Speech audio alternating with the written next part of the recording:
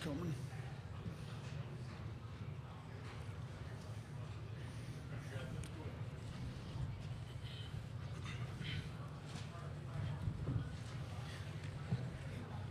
As a reminder, please make sure your cell phones are turned off. And as a note, only recording allowed is audio, no video recording. At this time, we'll begin the press conference with an opening statement from Coach Oats, and then we'll field questions for Nimari Burnett and Mark Sears.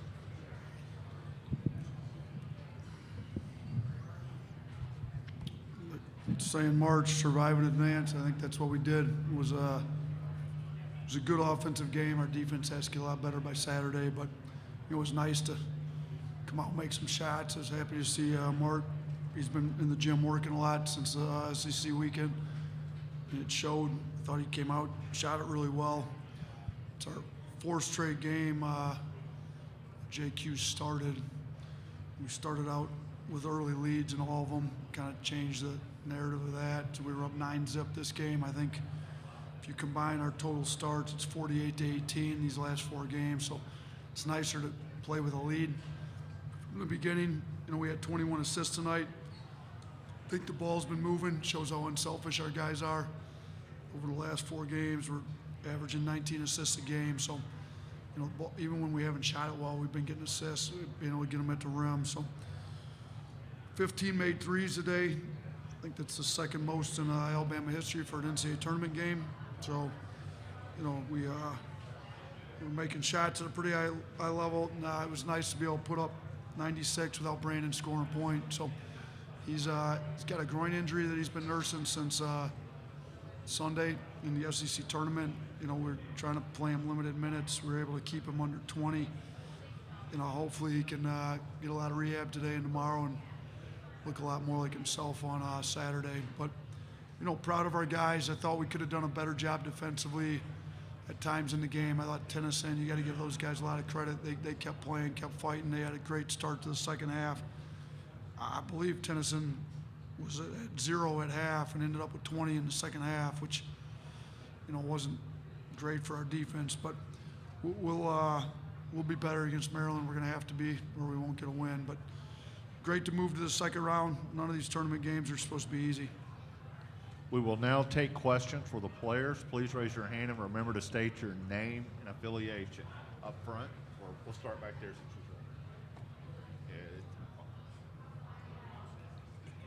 you're Drew DeArmond, WCZN Radio, Huntsville, Alabama. This is for Nimari. I know you've been going through a little bit of a slump. How did it feel to watch the ball go through the net and do a good job off the bench offensively? Feels great.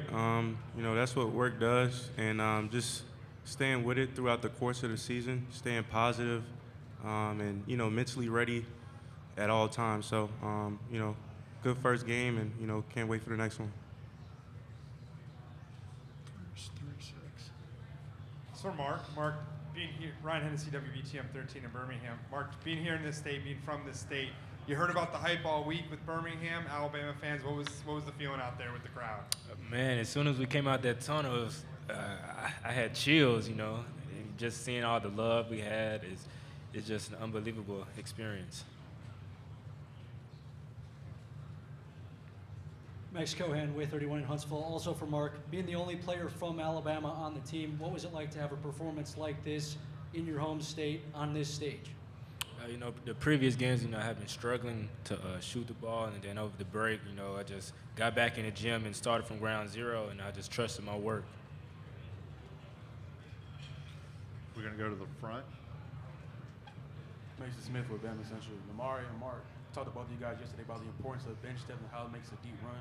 How do you think the bench just did today, especially with Nick and Nimari's performance? We always stay ready, and we got a great starting group and come in and get us an early lead, and if not, we have a great bench to either push that lead forward or get the lead back. So having great depth on this team only makes us one of the best teams in the country, and I think it showed today. Nick Kelly, Tuscaloosa News. Mark, obviously the last few games you struggled a little bit scoring and shooting. Then it clicked today. I mean, what was behind that, do you think, for you? Just continue to shoot with confidence, and like I said earlier, trust the work that I put in.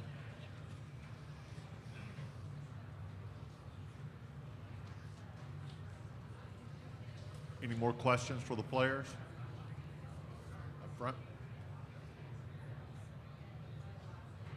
Jim Dunaway from the next round. Nimari, when you were on our show earlier this week, we talked about being patient and waiting for your turn. Will you share with me what that's like, waiting to get called on in a game like this, and how tough that is for any shooter on the team? Just like I said, honestly, always being ready, staying positive, and knowing that there's one goal in mind, which is winning, and knowing like what you produce to the team. Like I have a specific role in this team, and it's to make shots and defend at a high level. So going there with a clear mindset and just doing that every single time I get a chance, that's really what it is. Very back. Hey, Mark, can you talk about some of the, can you kind of go into detail about some of that extra work that you put in leading up to the tournament game today? You know, we won the SEC tournament Sunday, and then the following up Monday, I went in the gym at 10 a.m. and I made 300 jump shots, and then went with Clark at like 12, got treatment, and I came back in at 7:30 and got another 300 shots up. Got time for one more question? Okay, man, you are free to leave. Mark stays in the gym. He lives in the gym.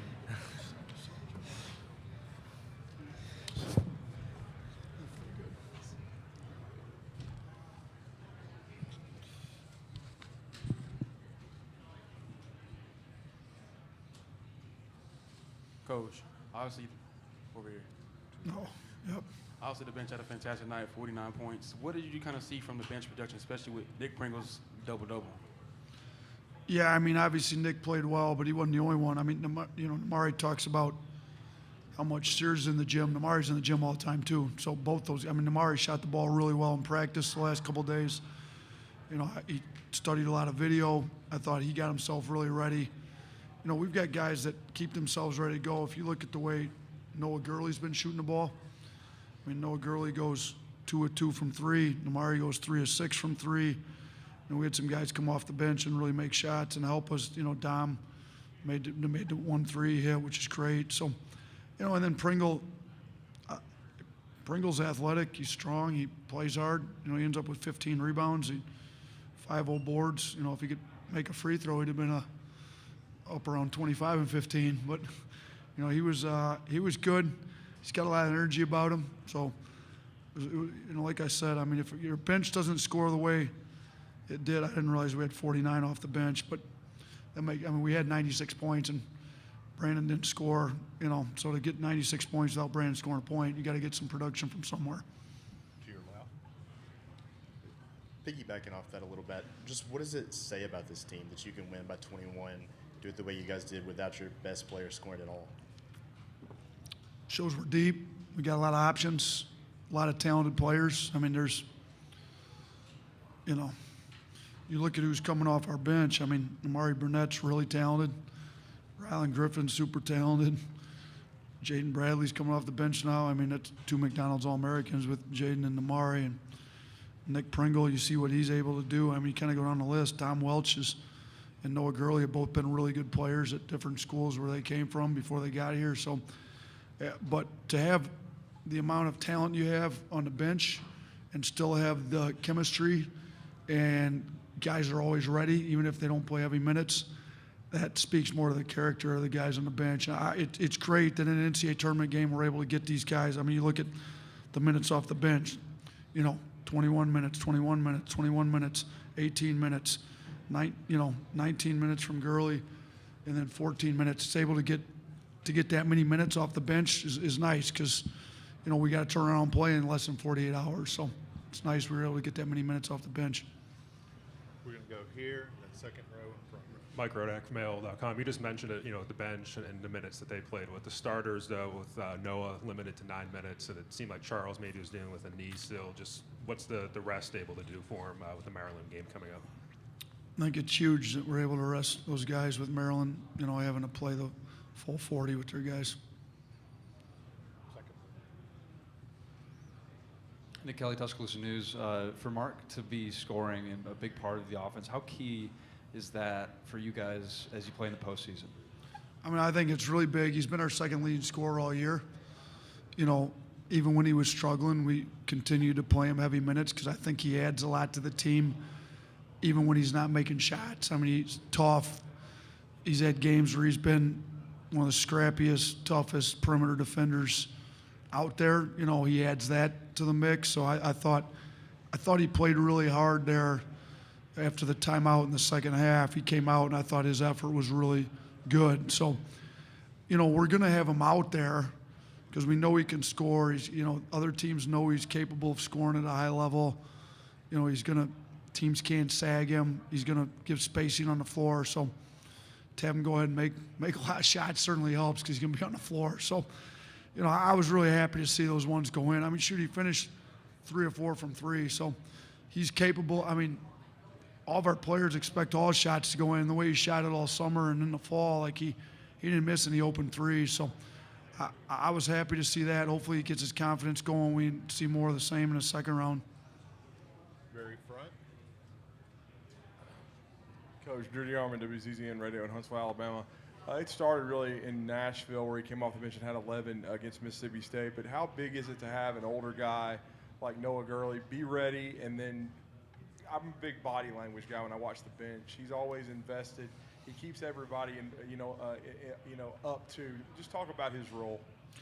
Yeah, he's been great. He's been one of our leaders. Even when, I think 2 out of the last 4 regular season games he didn't play in.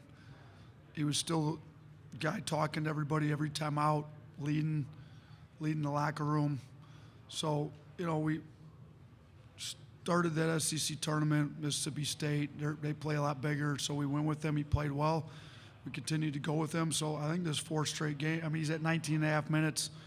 I would have got him more minutes, but he gets stiff. He's a little older, so his body gets a little stiff. So he would have been over 20 minutes, 4 straight games if I hadn't sat him there for a while. He got a little stiff there. But, you know, he's 2 of 2 from 3, 3 assists, no turnovers, 8 points, 4 rebounds. It's a pretty good night in 19 and a half minutes. But his leadership's been great all year, and it's a big reason why we're as tight and the chemistry's as good, and our guys are, you know, pulling for each other as much as they are. Jim Dunaway from the next round. You're familiar with the format now. It's a quick turn. How much tape will you watch between now and the tip on Saturday, and who's on the scout, and how much have they done pre-work on this? Yeah, so we do things a little bit different. We don't divvy up the scouts between assistants. Charlie's always got our defensive scout. Petway's always got the offensive scout. And then they all have their kind of small army of people that help them. So we've got Maryland ready to roll. Charlie's probably looking at it right now. They'll get me the edits right away. I'll look at the edits they've already got done. And then I'll get to the games. You know, I'll look at the edits first, have a pretty good idea of what's going on. You know, I'll watch as many games as I can, but with this short turnaround, you can't watch a ton of them. That's why I rely on, you know, Derek, our video coordinators on the defensive side of the ball. They got a couple GAs. You know, a lot of those guys have already got all that stuff broke down, and Charlie does an unbelievable job on the defensive side. So they'll have that ready. I'll sit down with that side of the ball. They'll show me what they got. I'll sit down with the offensive side of the ball.